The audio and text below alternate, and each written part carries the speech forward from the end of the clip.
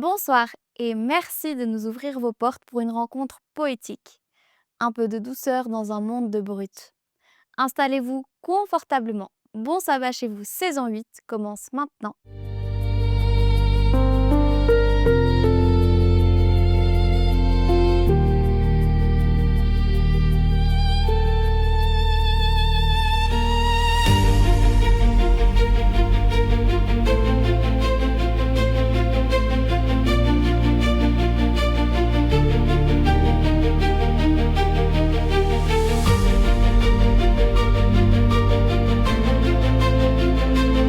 Bienvenue à vous tous qui nous suivez d'un peu partout dans le monde.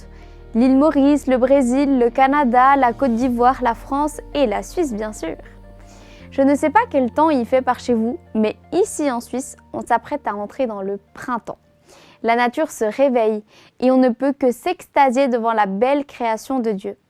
Création que l'on célèbre ce soir comme chaque vendredi, car c'est à ce moment-là que Dieu a également créé le sabbat. Alors comme la nature, célébrons le Créateur.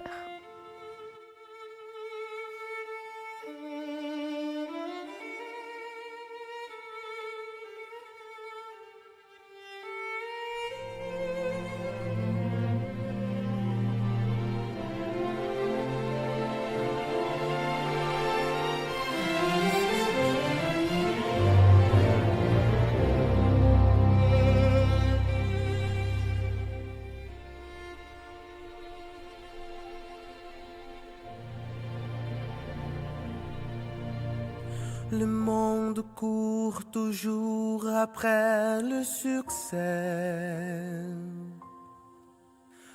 Peut-être est-ce la clé du bonheur, qui sait? On est prêt à se battre pour l'or et l'argent. Tout ça peut disparaître en un instant. Mais Jésus est notre unique espérance. En lui la vie prend un tout autre sens. C'est lui qui nous promet un monde nouveau, sans douleur et sans peur, ce sera beau. Sur la terre, notre vie est passagère et même nos succès sont fragiles et éphémères. Mais l'avenir est certain, car Dieu me tient par la main, même si le monde s'écroulait, je serai en paix.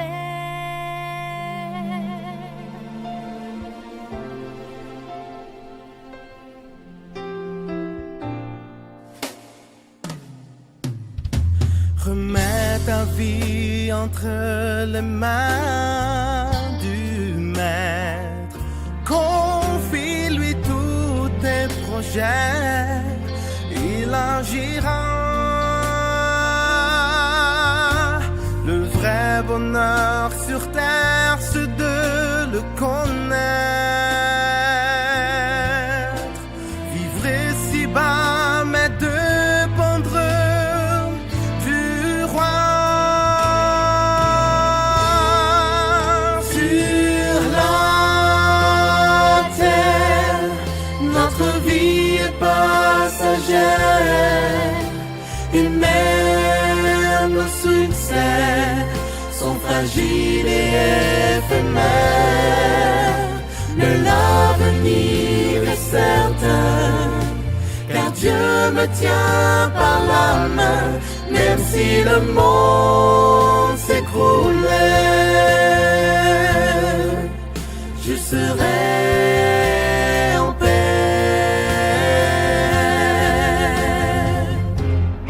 Dans la lutte contre le mal, Jésus est le grand vainqueur.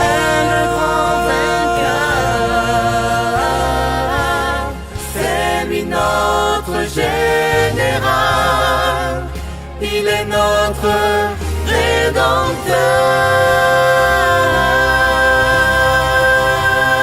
Sur la terre, notre vie est passagère, et même nos succès sont fragiles et éphémères, mais l'avenir est certain, car Dieu me tient par la main. Même si le monde s'écroulait,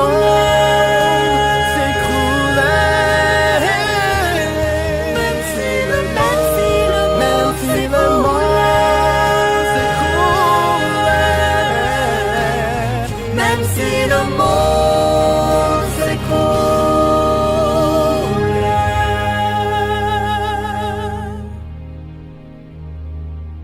je serai en paix.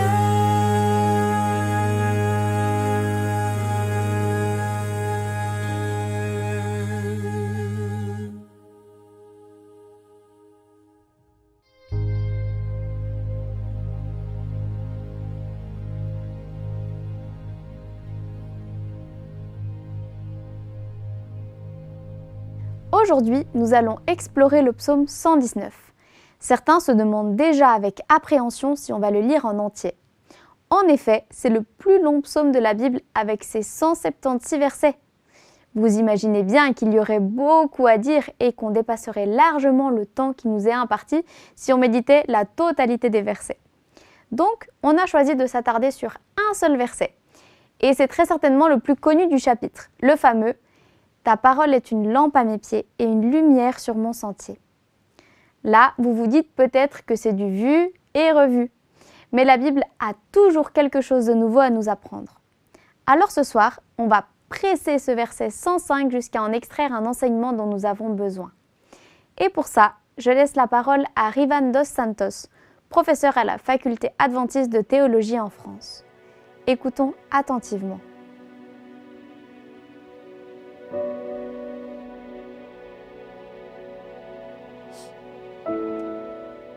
C'est avec plaisir que nous allons commencer cette réflexion sur les psaumes 119, verset 105. Pour ces bons sabbats chez vous, dans cette série des psaumes. Comme vous le savez, les psaumes 119 est le plus grand chapitre de la Bible et nous avons donc choisi juste ces versets qui est très connu, même des enfants. Je vais vous les lire. Ta parole est une lampe à mes pieds, une lumière sur mon sentier. Vous savez qu'à l'époque ancienne, pour marcher la nuit, déjà les routes tortueuses, surtout une région comme Israël, plein de montagnes, des cailloux, ce n'était pas facile. Personne n'allait se risquer à voyager la nuit. Une lampe, il n'avait pas de lanterne, c'était une lampe à huile, le vent pouvait l'étendre, mais les psaumes nous parlent ici que pour marcher dans la nuit, à cette époque surtout, sans une lampe, c'est impossible pour les pieds et pour trouver son chemin. La parole de Dieu que nous appelons aujourd'hui la Bible, l'Ancien et le Nouveau Testament, c'est par là que Dieu nous parle. Bien sûr que Dieu nous parle par notre conscience, mais notre conscience que nous avons aussi à travers sa parole. Or, j'aimerais ici vous partager quelques textes de la Bible en parallèle avec ces textes pour vous montrer, parce que c'est mon expérience, que ce n'est pas toujours facile de marcher avec le Seigneur. Ce n'est pas pour décourager que j'ai dit ça. Au contraire, c'est pour encourager. Au moins, c'est mon avis, parce que ça m'aide. Parce que si on a une façon de regarder Dieu comme nous le pensons, alors qu'il n'est pas comme nous. Pourquoi? Nous avons été créés à son image, mais cette image a été détournée à cause du péché. Nous sommes pécheurs. Et qu'est-ce que Dieu veut? Il veut que nous puissions atteindre à nouveau son niveau. Déjà ici, commencer. C'est un très beau projet pour nous. Mais ce n'est pas facile, parce que nos valeurs ne sont pas les mêmes que les valeurs de Dieu. Et c'est ça que nous allons voir. C'est pour ça que lorsque nous étudions la Bible, et moi j'essaie de le faire, je parle de moi parce que ça ne sert à rien de vous parler comme si j'étais un professionnel. Non. Jésus a dit, va et dis ce que le Seigneur a fait pour toi. Pour moi, la Bible, j'aime beaucoup la Bible. Déjà, je pense que je vous ai déjà dit, ou à certains, que la première fois que j'ai jeûné, j'ai fait un jeûne de 24 heures, sans manger et sans boire. Attention, hein, sans boire. J'avais 12 ans. C'est pas pour être fier, non, c'est une anecdote. J'avais 12 ans, j'étais au Brésil. Un pasteur a fait une semaine de prière. Et à l'époque, une Bible, c'était cher, il fallait acheter. Aujourd'hui, c'est gratuit. Bon, il fallait acheter. Et je voulais une Bible pour moi. Et il a mis plusieurs Bibles sur la table de l'église. Je me souviens bien, elles étaient blanches, les feuilles blanches, plutôt moyennes, de la taille d'un iPad, comme ça. Et avec la couverture rouge, je disais, ah, je veux cette Bible. Je veux une Bible. Alors j'ai jeûné 24 heures, de 6 heures de l'après-midi du vendredi jusqu'à 6 heures du sabbat, sans boire. Parce que c'était comme ça à l'époque. Sans boire. Au Brésil, il fait chaud. Hein? Il fallait aller à l'église à pied. Hein? Rentrer à la maison le matin, aller l'après-midi, rentrer. Je me souviens qu'il y a une anecdote. L'après-midi, je voulais, pour que le temps passe plus vite, je suis allé au lit un peu pour dormir. Et ma maman, Riva, non, non, non, non, non, tu ne peux pas dormir. Parce que le sommeil, c'est un aliment. Le sommeil, c'est un aliment. Alors, tu ne peux pas dormir parce que, voilà, le roi, je reste debout. Et à 6 heures, j'ai gagné ma Bible. Alors, j'aime beaucoup la Bible. J'aime la lire, la découvrir. J'aime beaucoup aussi, pour ma profession, l'histoire, l'archéologie. Mais si j'étudiais l'histoire et l'archéologie, c'était pour comprendre la Bible. Ces mondes de la Bible, voilà. Et je peux vous dire une chose avant de vous montrer quelques exemples de la beauté de ces livres. C'est que à chaque fois que vous passez par une phase de votre vie un peu plus difficile, parce que les bonnes phases, ça va, mais plus difficile, vous pouvez trouver dans la Bible un exemple exactement pareil. Je ne vous dis pas ça comme ça, hein. Je vous l'ai dit parce que c'est comme ça. Essayez. Quand vous allez passer un problème, si vous n'allez pas trouver dans la Bible un exemple semblable. Il y a tout ce qu'il faut dans la Bible pour nous aider. Mais il faut la comprendre, il faut beaucoup d'années, il faut la lire avec le Saint-Esprit, si possible le matin, lorsque le cerveau est frais, qu'aucun téléphone ne va sonner, aucun bruit à la maison, si possible. Et avec les années, on commence à comprendre mieux le Seigneur. J'aimerais vous donner 3 exemples pour vous montrer comment la Bible est complexe et Dieu aussi. Il est beau, il est complexe. C'est pour ça qu'il faut comprendre la Bible. Pour dans ces moments difficiles, continuer à lui faire confiance. On a parlé beaucoup de ça avec les psaumes de David, avec les lamentations de Jérémie, qu'ils finissent toujours par avoir confiance. J'aimerais vous poser une question. Chaque exemple, je vais vous poser la même question. Et je suis certain que vous n'allez pas réussir ces textes. Tests, pas textes. Vous n'allez pas les réussir. Oui, j'espère bien. Mais je ne pense pas que vous serez d'accord avec Dieu avec ces 3 exemples que je vais vous donner. Et ça, je vous le dis, avec ma psychologie, je ne sais pas, c'est pour encourager. Je l'espère. Première, parabole du fils prodigue. Très connue, Luc 15, versets 11 à 32. On ne va pas tout lire. Pour ceux qui ne connaissent pas, je vais faire un résumé rapide. Jésus a raconté une parabole parce qu'on les critiquait de manger avec des gens de mauvaise vie. Et Jésus a dit, je suis venu ici pour chercher ces gens-là, pour qu'ils reviennent à Dieu. Il y a beaucoup de joie au ciel lorsque quelqu'un qui a une mauvaise vie revient à Dieu. Et il a raconté plusieurs paraboles. Parmi elles, celle d'un fils qui dit à son père, « Père, donne-moi l'héritage. Voilà. Les pères qui avaient 2 enfants partagent pour l'aîné et pour ce jeune-là, voilà ta part de l'héritage. Il part et selon Jésus, il va tout dépenser avec les prostituées, la vie dissolue, terrible. Il perd tout son argent et il va, pour manger, pour vivre, s'occuper des cochons, surtout en Israël, hein, va s'occuper des cochons. Mais là, il n'arrivait même pas à manger la nourriture des cochons. On ne lui donnait pas. À un certain moment, il a dit, oui, mais qu'est-ce que j'ai fait ici? Je vais retourner chez mon père. Là, même ses employés ont tout ce qu'il faut pour manger. Regardez bien que Jésus ne dit pas, mon père est bon, je vais rentrer, j'ai fait une bêtise. Non, non. C'est par intérêt, pour manger. Mais bon, Dieu nous connaît. Hein? Il a dit, je vais dire, papa, j'ai péché contre le ciel et contre toi, je ne suis pas digne d'être ton fils, traite-moi comme un employé, j'ai besoin de manger. Il y revient. Quand il revient, son père, qui l'attendait toujours, les voit venir en chemin.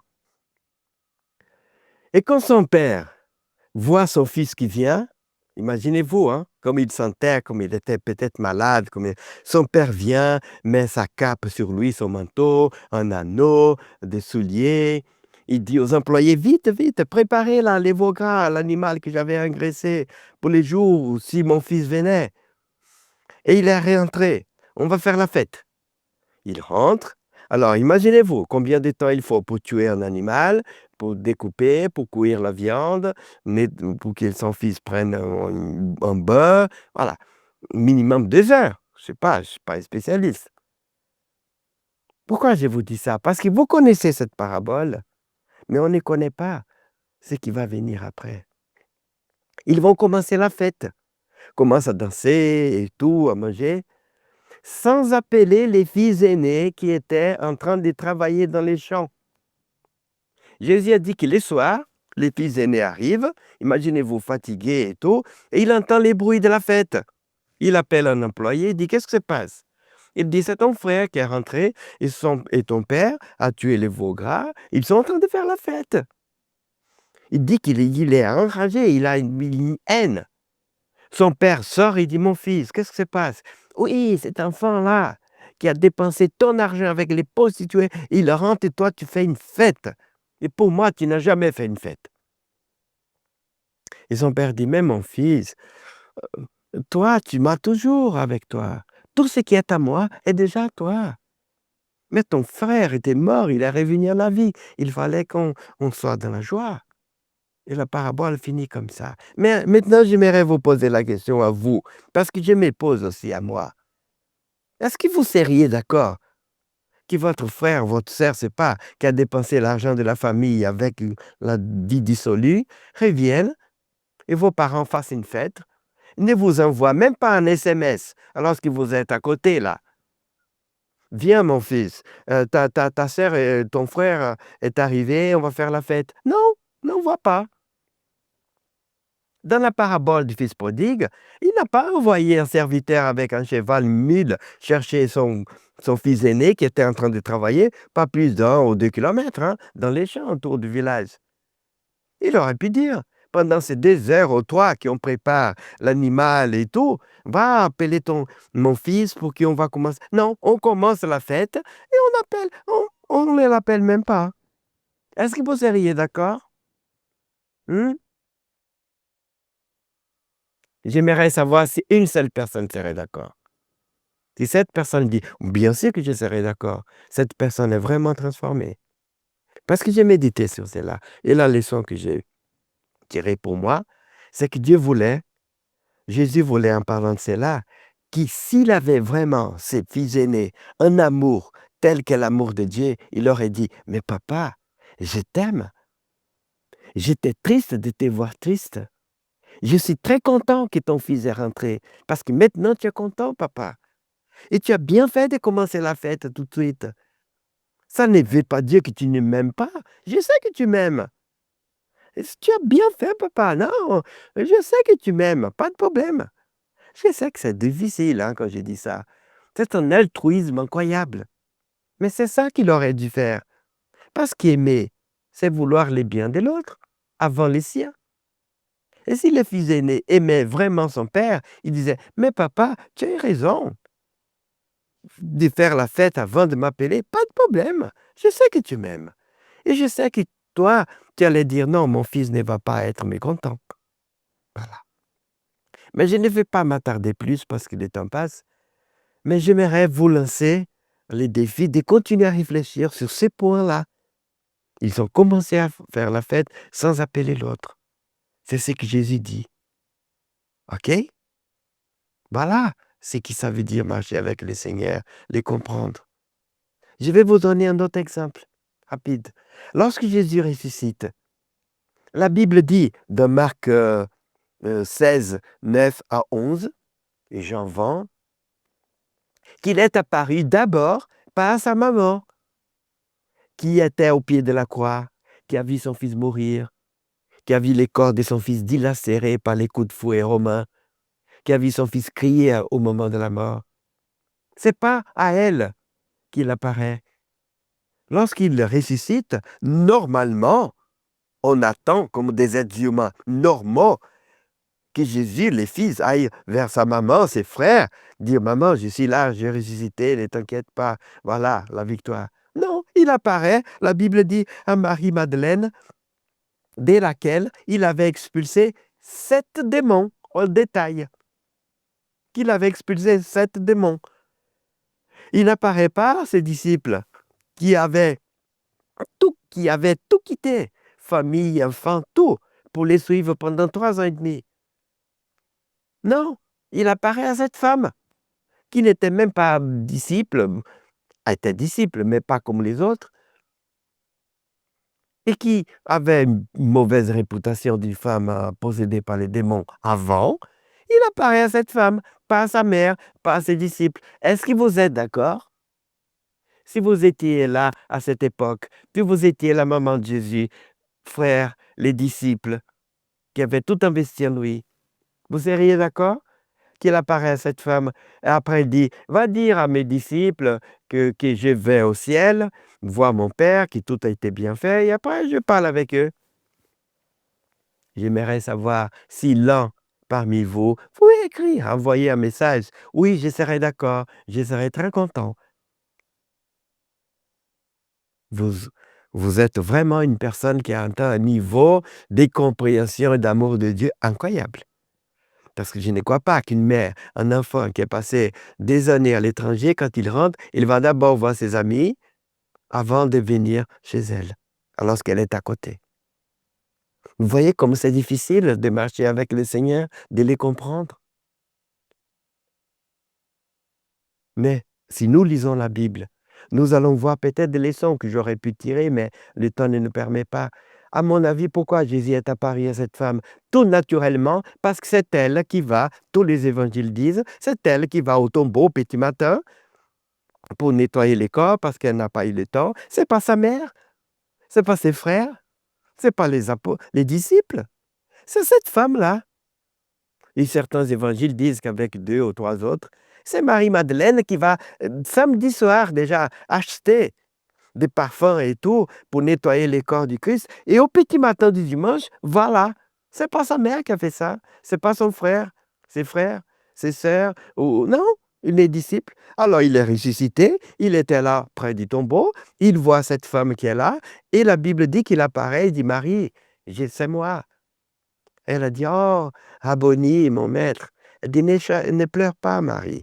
Va dire aux autres que je suis ressuscité. Je vais monter au Père. Et après, on y va. C'est parce qu'elle était là. Voilà, tout simplement. Et Jésus a dit à plusieurs fois, celle qui aime les plus, gagne les plus. Ça ne veut pas dire que sa mère l'aimait moins. Et juste pour conclure cette partie-là, avant de donner les derniers exemples, n'oublions pas, Jésus aimait sa maman. Il aimait. Les dernières paroles de Jésus sur la croix, avant de dire à Dieu, Père, en ton témoin, je te donne mon esprit, c'était pour sa mère. Il était là, c'est dans Jean 20 que nous voyons ça, il était là, il voit sa mère au pied de la croix, avec Jean et tout. Il dit, maman, mère, femme, voici ton fils. C'était Jean. Il dit, Jean, voici ta mère maintenant. Parce que dans la tête de Jésus, il est tellement chargé de nos péchés, qui ne revient plus. Il va mourir comme une mort éternelle. Il est maudit, il ne revient plus. À ces moments-là de la croix. C'est pour ça qu'il dit, Père, pourquoi m'as-tu abandonné? Il meurt. S'il savait à ce moment-là qu'il va revenir, il dit, dimanche, je règle ça. Dans sa tête, il ne revient plus à la vie, mes amis. C'est pour ça qu'il règle cette affaire. Les dernières préoccupations de Jésus, c'était de caser sa maman. Avec un disciple qui avait certains moyens financiers, comme la Bible nous le dit. Alors, dire que Jésus ne s'occupait pas de sa mère, non. Mais au moment de la résurrection, sa maman aurait pu dire, « Mais pourquoi tu n'es pas venu à moi, mon fils ?» Et dernier exemple, c'est aussi un rapport à la résurrection de Jésus. Un ange dit à Marie, Madeleine, il n'est pas là, il est ressuscité, et il est déjà en train d'aller en Galilée. Et c'est là que vous allez, il faut dire aux autres disciples et tout, que c'est là en Galilée qu'il va parler avec vous.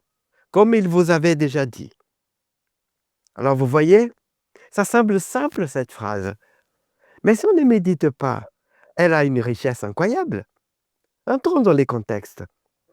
Jésus est ressuscité, il va au Père et tout, bon, selon certains textes, après il apparaît les soirs, mais un ange dit, il va en Galilée et c'est là que vous allez les voir. Vous n'avez pas remarqué. Et moi, j'ai pris beaucoup d'années pour remarquer. Mais c'est triste. Les disciples, la maman, les frères, toute cette caravane qui est venue de Galilée aurait pu dire, « Oh, mais pourquoi il part avant nous? On aurait pu partir ensemble. C'est autour de 150 km, ça fait une semaine de voyage. On aurait pu faire ce voyage ensemble, tous contents. Et nous réconforter, fêter la victoire qu'il a réussi. Il part et nous, on part après. À nouveau, je vous mets au défi de vous me dire, est-ce que vous êtes d'accord? Est-ce que vous seriez content? Est-ce que vous, si vous étiez sa mère ou ses frères, vous n'auriez pas posé la question, mais pourquoi il n'a pas fait ce voyage avec nous? Pourquoi il va seul? Pourquoi il ne nous a pas attendus? On voulait tellement sa présence. Voilà ce qui sert la Bible. Ce n'est pas toujours les psaumes 23, le Seigneur est mon berger, il sera toujours, je ne manquerai rien. Ce n'est pas ça la Bible seulement. Et excusez-moi, je vous passe ce qui me réconforte, ça me conforte. Parce que même si je ne comprends pas les choses, Dieu est aux commandes. Il sait ce qu'il fait. Et la leçon que j'ai tirée pour moi, pourquoi Jésus n'est pas parti avec eux? J'aurais pu développer, mais rapidement, peut-être qu'il y a d'autres leçons. C'est tout simplement parce qu'il y a beaucoup de textes qui disent que Jésus a dit « Pourquoi vous n'avez pas cru quand Jésus est apparu à Marie et tout? Pourquoi vous n'avez pas cru quand je vous avais dit 3 fois qu'on allait à Jérusalem, que j'allais mourir, que j'allais ressusciter le 3e jour? Pourquoi vous n'avez pas cru? » La Bible nous dit qu'il a fait des reproches aux disciples. Et je pense que ces voyages-là, tout seul, c'était pour qu'ils réfléchissent. C'est vrai que pendant ces chemins-là, quand on est venu à Jérusalem, il nous a dit 3 fois qu'il allait mourir. Et on n'a pas cru. Quand il est apparu à Marie, elle nous a dit, on n'a pas cru. Peut-être que Jésus voulait qu'il fasse ces voyages de retour seul, cette caravane, pour méditer à leur manque de foi. C'est la leçon que je tire. Peut-être que s'ils avaient cru, Jésus aurait pu faire ce voyage avec eux. Et c'était pour leur donner le temps de réfléchir à ce qui avait été le ministère de Jésus, à leur manque de confiance. Voilà, c'est juste 3 exemples, parce que c'est joli de dire, la parole de Dieu, c'est une lumière, c'est joli, tout ça c'est joli, c'est romantique, oui, mais c'est beaucoup plus complexe.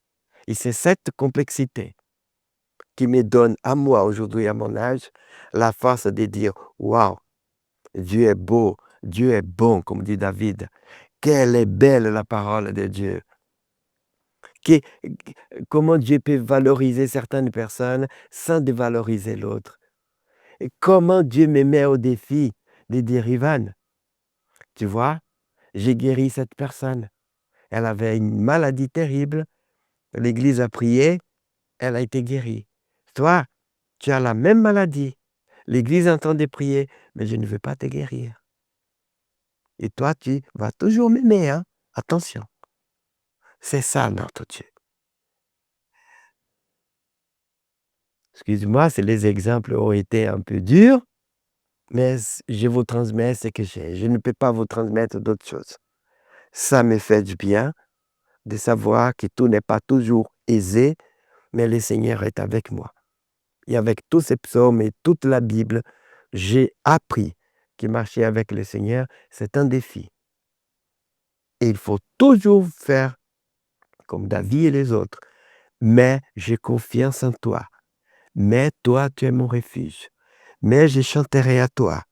Mais je crois à ton salut. Merci de votre attention. Je vous souhaite un bon sabbat chez vous.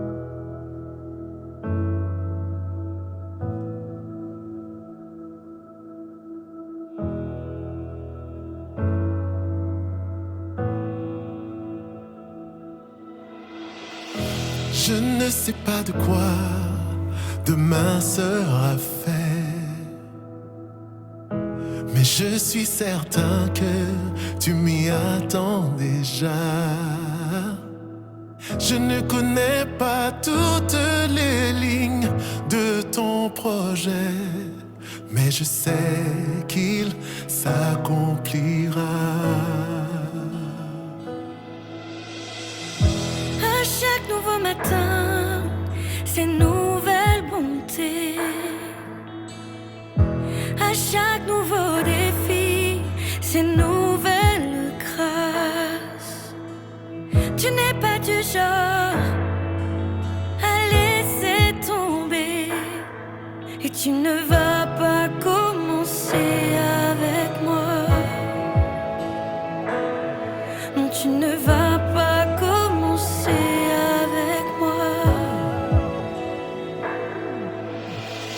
J'ai vu ta main agir bien trop de fois pour oublier si facilement. Tu m'as conduit de victoire en victoire. Je n'oublierai pas facilement ta fidélité.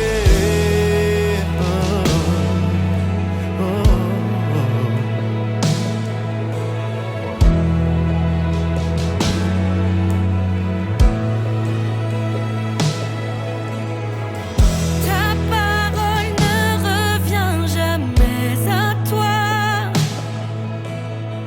sans accomplir ta volonté. Et lorsque tout s'effondre autour de moi, tu es celui sur qui je peux compter. Tu es celui sur qui je peux compter. J'ai vu ta main agir bien trop de fois Pour oublier si facilement. pour oublier si facilement. Tu m'as conduit. Tu m'as conduit de victoire en victoire. Non, je n'oublierai pas. Je n'oublierai pas facilement. Oui, j'ai vu Ta main agir bien trop de fois tout ce que tu as fait pour oublier si si facilement. facilement. Tu m'as conduit de victoire en victoire. De victoire en Je victoire. n'oublierai pas facilement Ta fidélité. Je garde tes merveilles gravées en ma mémoire pour les jours où mes forces font rare. Je fixerai les yeux vers les hauteurs d'où me vient le secours. Je garde